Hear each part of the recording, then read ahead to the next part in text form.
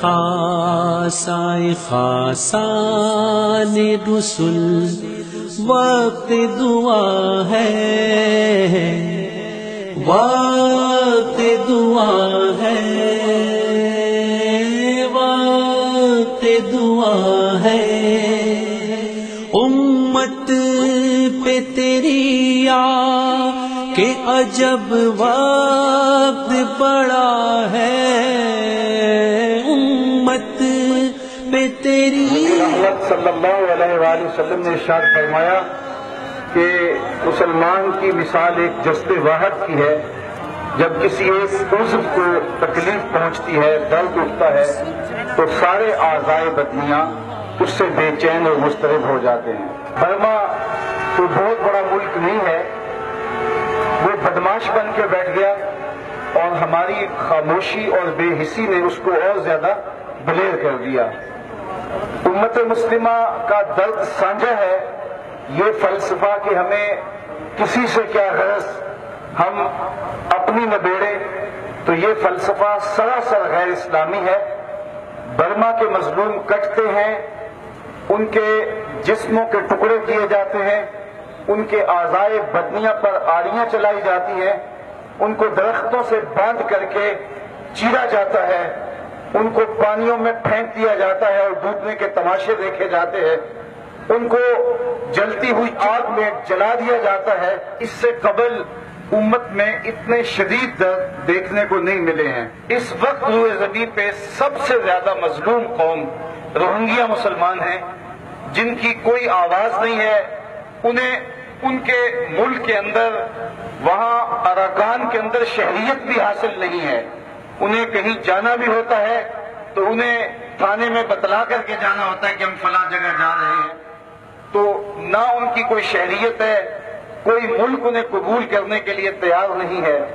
اور جو بدشوں نے حالیہ ظلم و جبر ان کے اوپر توڑے ہیں، تو اس سے جو اضطراب پیدا ہوا امت مسلمہ کے اندر، اور پوری امت کے عوام جو ہے وہ بے چین ہیں۔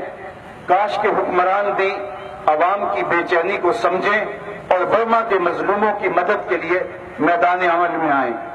ان کو اگر وہ اپنے ہاں پناہ دے دیتے ہیں تو 10-10، 15-15 ہزار روہنگیا مسلمان جو ہیں وہ اسلامی ملکوں کے حصے میں آتے ہیں، اور 10-15 ہزار لوگ ایک ایک شہر اور ایک ایک بستی کو ایک ایک آدمی آتا ہے، ہم ان کی کفالت کر سکتے ہیں۔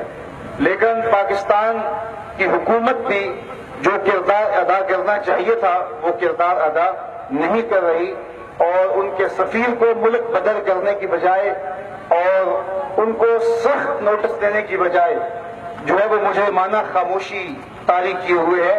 ہم آج کے اس اجتماع میں، اس احتجاج میں حکومت وقت سے یہ مطالبہ کرتے ہیں کہ وہ ان روہنگیا مسلمان بھائیوں کے لیے وہ اقدام کریں۔ پوری امت مسلمہ ان کے لیے کھڑی ہے، حکومتیں بھی کھڑی ہوں۔ میں اس موقع پر خاص طور پہ ترکی کے سربراہ کو خراج تحسین پیش کرتا ہوں۔ پچھلی قتل و غارت کے اندر جب ترک حکمران اور اس کی اہلیہ وہاں گئے، اور اس مرتبہ بھی جس طرح انہوں نے جا کے ان کو گلے سے لگایا، یقیناً وہ دعائیں لیں گے، وہ ان کی محبتیں لیں گے، اور عالم اسلام کے دلوں کی دھڑکن رجب طیب اردگان بن چکا ہے۔ ہمارے حکمران اس بات کو سمجھیں کہ ان کی عوام ان کے لیے ٹینکوں کے نیچے یوں ہی نہیں لیٹتی ہے، وہ امت کا درد سینے میں پالے ہوئے ہیں۔ تو ہمارے حکمرانوں کو بھی چاہیے کہ وہ ان روہنگیا مسلمانوں کے لیے عملی کردار ادا کرے۔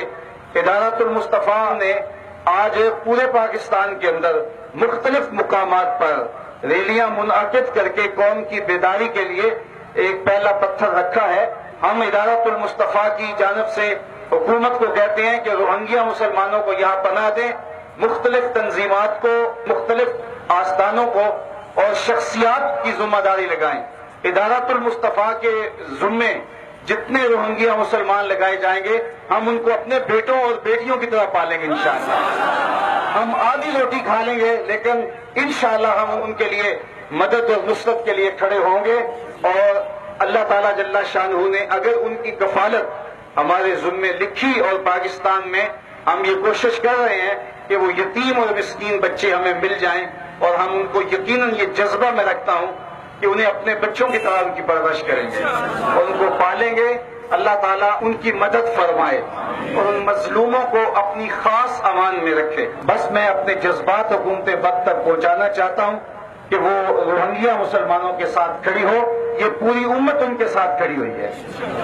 جب زلزلہ کشمیر میں آیا تھا یہ جذبے دیکھے تھے, اب بھی یہ جذبے دیکھ لیں اور ہم ان کو انشاءاللہ ہر طرح سے ان کی مدد اور نصرت کے لیے تیار ہیں. پہ تیری کہ عجب وقت بڑا ہے, اے خاصائے خاصان رسل وقت دعا ہے.